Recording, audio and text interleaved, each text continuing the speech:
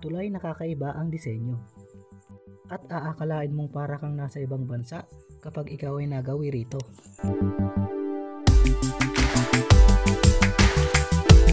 Kaya't samahan niyo akong bisitahin at silipin ang isa sa tulay na makikita sa pinakamalaking probinsya ng Luzon.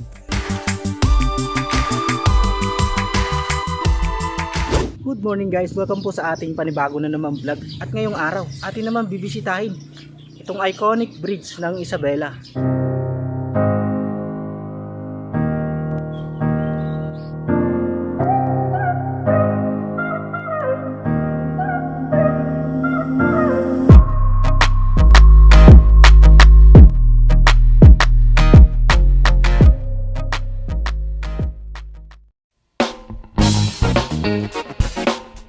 Ito ang Kabagan to Santa Maria Bridge na makikita sa probinsya ng Isabela.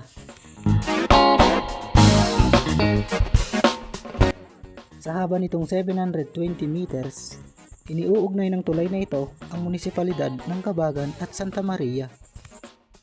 Lugar na sagana sa tanim na mais at palay. Kaya naman ganun na lamang kaimportante ang tulay na ito sa mga kababayan nating nakatira dito sa Isabela.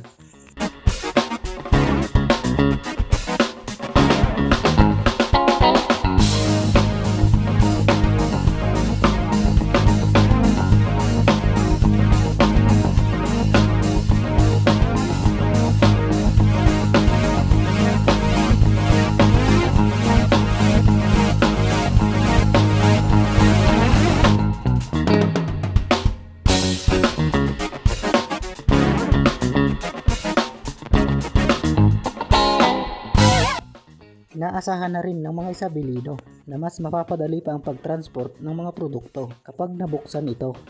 Malaking tulong sa iba't ibang lugar dito sa Isabela, lalo na't sa karatig probinsya.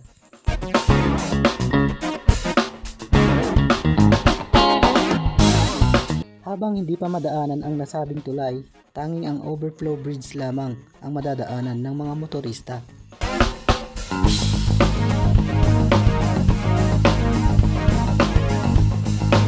Bukod sa pangunahing layunin ng isang tulay na pagdugtungin ang dalawang lugar, inaasahan din ng pamahalaan ang magiging epekto nito sa turismo.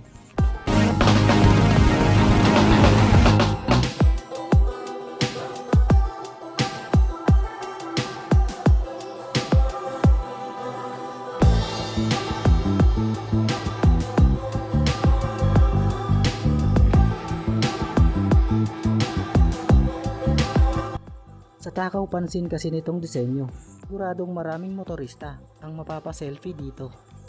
Dahilan para mas makilala pa ang probinsya ng Isabela. Ang konstruksyon sa proyektong ito ay sinimulan taong 2014 at nagtapos taong 2019.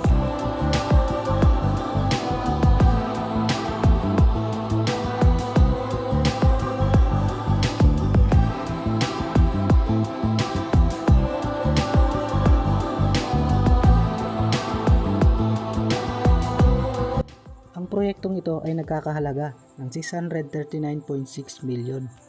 Kaya ikaw na nanonood, subukan mong pasyalan ang pinagmamalaking tulay ng Isabela.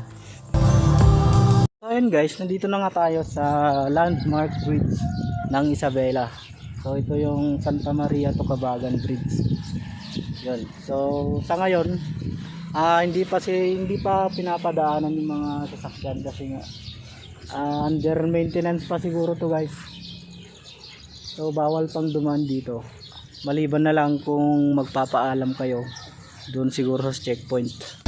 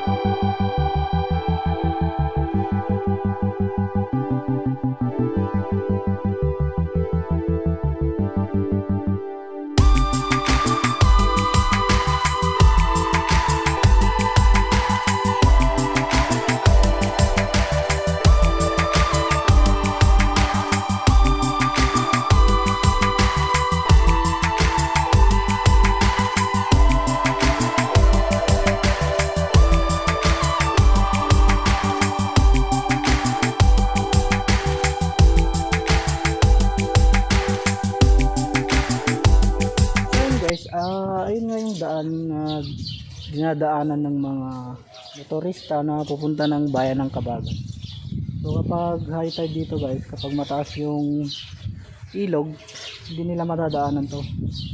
So yun yung problema, kasi hindi pa pwedeng daanan, maliban na lang siguro kung magpapaalam kang dumaan rito.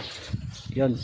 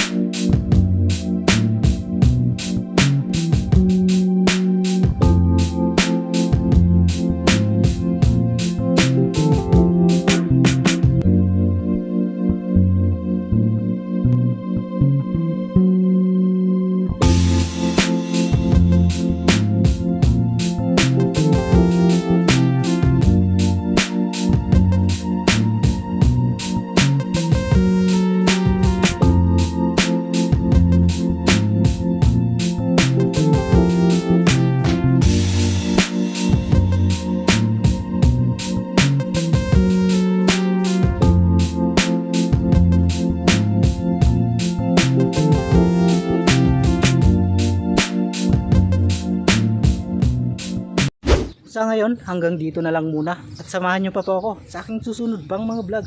Huwag nyo kalimutang i-like at i-share ang video na ito. Mag-subscribe ka na rin sa aking YouTube channel. Maraming salamat po.